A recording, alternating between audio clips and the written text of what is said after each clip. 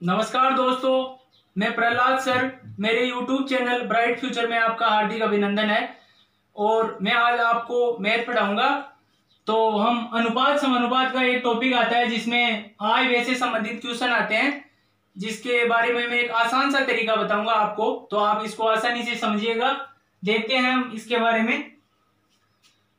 दो व्यक्ति ए और बी की आय का अनुपात 9:7 है। इनके खर्च का अनुपात 4:3 है। यदि प्रत्येक की बचत 300 रुपए हो तो प्रत्येक की आय ज्ञात करो।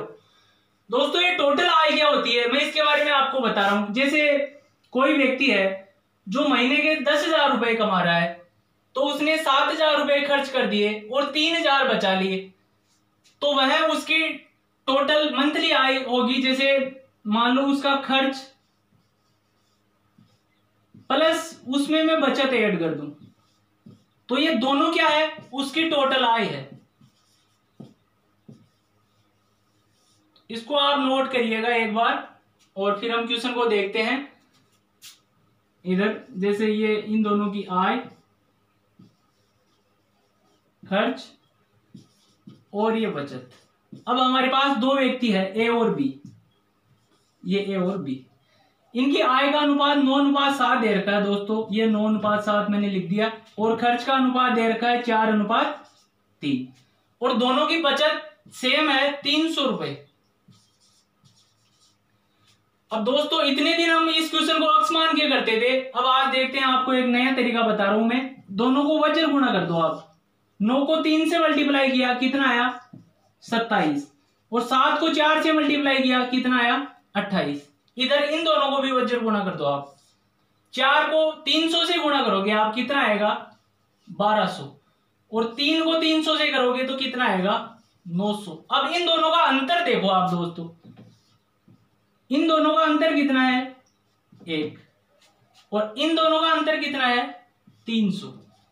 मतलब हमारे पास एक की वैल्यू कितनी आई? 300 रुपए।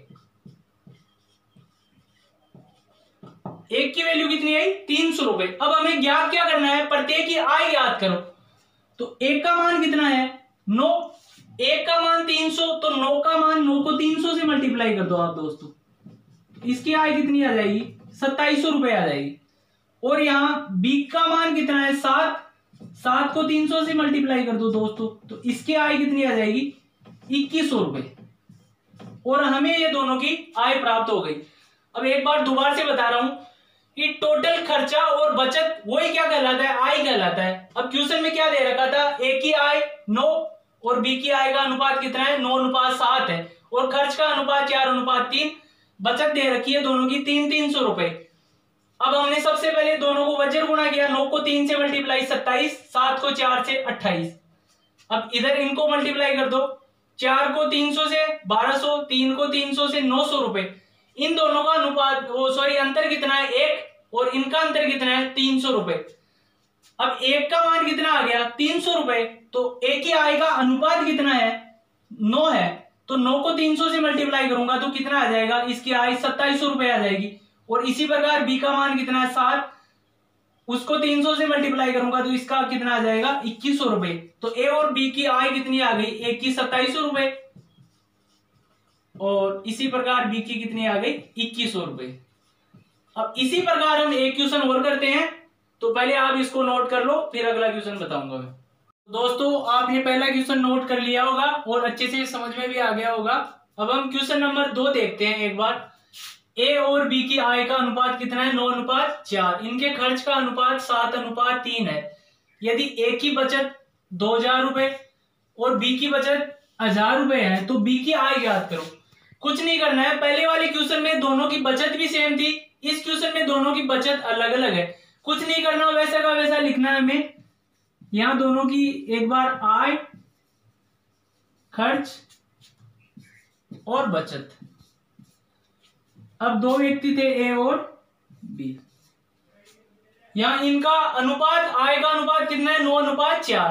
तो ए की आय का अनुपात कितना है? 9 और बी की का 4। दोस्तों, आपको ऐसे नहीं कि 9:4 इधर ऐसे लिख दो, क्योंकि ये तो खर्च का अनुपात है।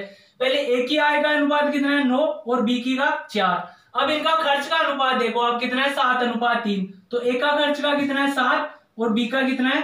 3। अब बचत, यहाँ ए की बचत कितनी है 2000 रुपए और बी की बचत कितनी है 1000 रुपए। कुछ नहीं करना है दोस्तों, पहले की तरह दोनों को वज्र गुणा कर दो आप। 9 को 3 से मल्टीप्लाई किया कितना आया 27 और 4 को 7 से किया कितना आया 28। अब इधर इनको कर दो वज्र गुणा। 7 को 1000 से किया कितना आया 7000 और 3 को 2000 से किया कितना आया 6000।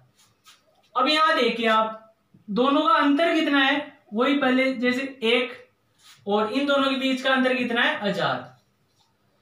तो यहां से क्या निकला, एक का मान कितना है 1000 रुपए। पूछा गया है क्वेश्चन में डी की आय ज्ञात करो। डी की आय का अनुपात कितना है यहाँ दोस्तों 4।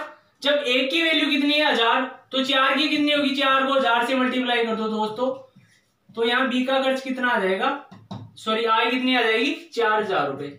अब इसी प्रकार अगर एक ही पूछता तो एक का आय का अनुपात कितना है 9, तो 9 को 1000 से मल्टीप्लाई कर दो आप, तो एक की आय कितनी आ जाती 9000 रुपए। अब इसी प्रकार हम एक क्वेश्चन और देखते हैं, तीसरा क्वेश्चन। तो दोस्तों आप इसको अच्छे से समझ लो, एक बार नोट डाउन कर लो। मैं इसको मिटा रहा हूं, फिर अगला क्वेश्चन 3 नंबर देखेंगे। तो दोस्तों आपने दूसरा क्वेश्चन अच्छे से समझ लिया होगा। अब एक बार ऐसा ही एक और क्वेश्चन लेते हैं कि मैं ऐसा चाहता हूं कि आपको अच्छे से समझ में आ जाए, फिर कभी भी आपको इस क्वेश्चन को दोबारा देखने की जरूरत ना पड़े। तो मैं एक और क्वेश्चन करवाता हूं ऐसा। राम और श्याम की आय का अनुपात 5:3 है, जबकि उनके व्यय का अनुपात कितना है 9:5। यदि वे क्रमशः 1300 रुपए और 900 रुपए की बचत करते हैं तो प्रत्येक की आय ज्ञात करो।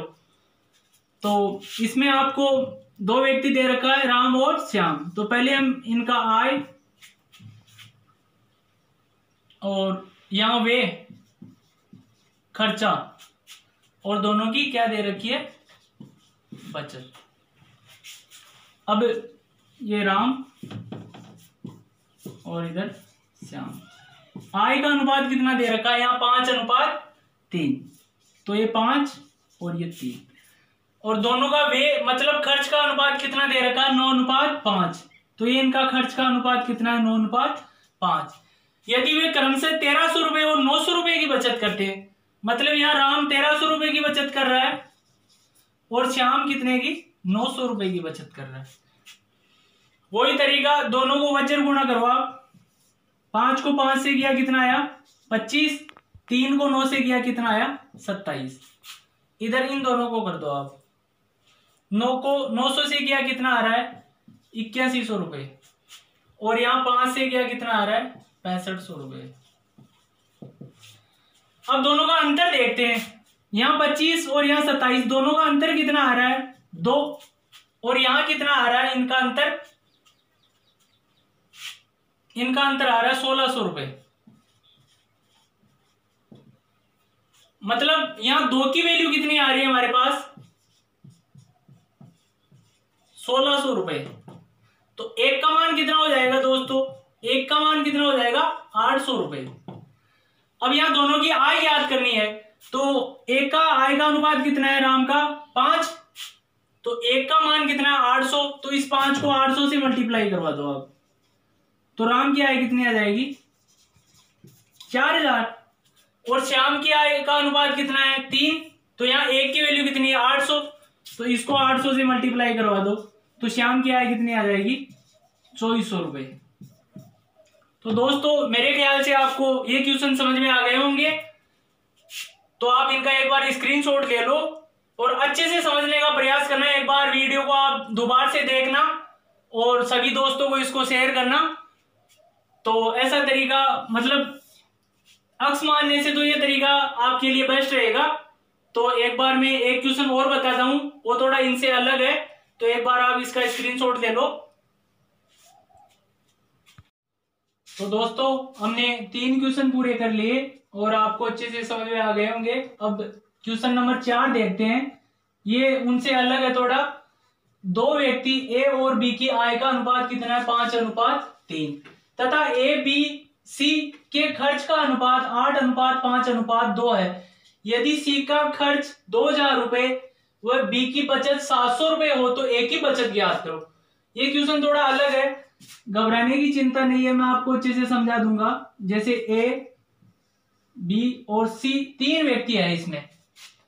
ऊपर पहले 2 व्यक्ति दे रखे हैं, 2 व्यक्ति ए और बी की आय का अनुपात कितना है, ये इनकी आय का अनुपात दे रखा है हमें 5:3। अब तीनों का खर्च का अनुपात दे रखा है हमें, यहां खर्च लिखेंगे अपन। खर्च का अनुपात कितना है 8:5 अनुपात कितना है 2। ये चीज तो हमें दे रखी है। अब इसके आगे पढ़ते हैं। यदि सी का खर्च कितना है 2000 रुपए, अब सी के खर्च का अनुपात दे रखा है हमें कितना 2।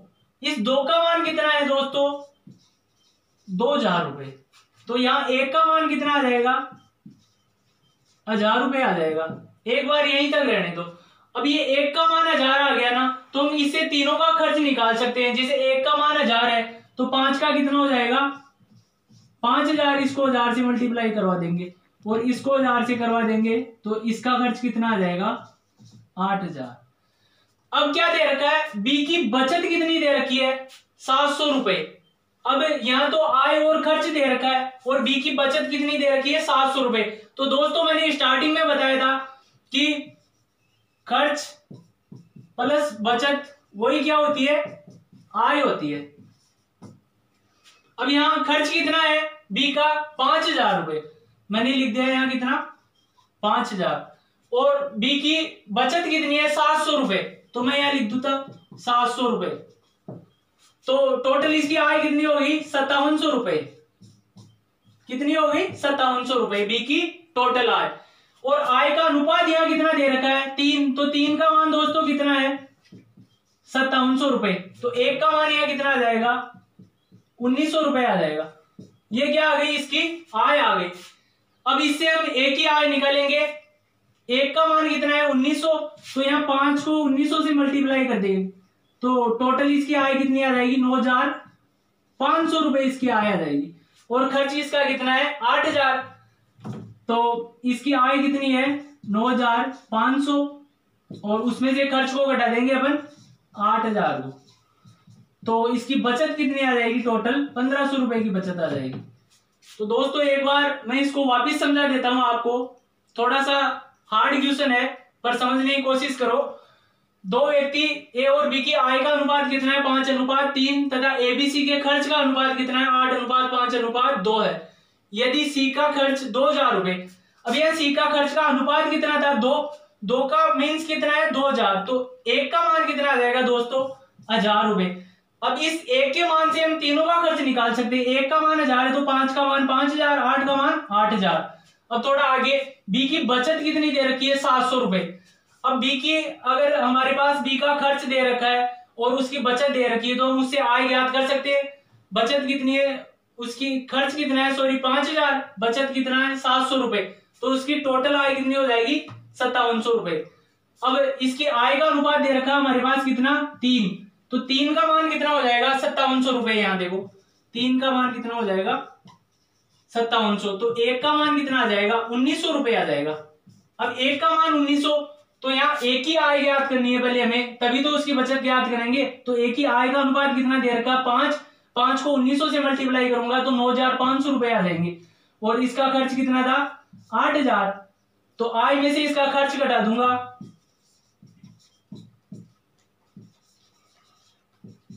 तो ये क्या आ जाएगी हमारे पास बचत। तो दोस्तों ये 4 नंबर का क्वेश्चन आपको अच्छे से समझ में आया होगा और इसका मैं एक क्वेश्चन और आपको इसी वीडियो में बता दूंगा अभी। तो एक बार इसका अभी स्क्रीनशॉट ले लो और इसको नोट कर लो आप एक बार।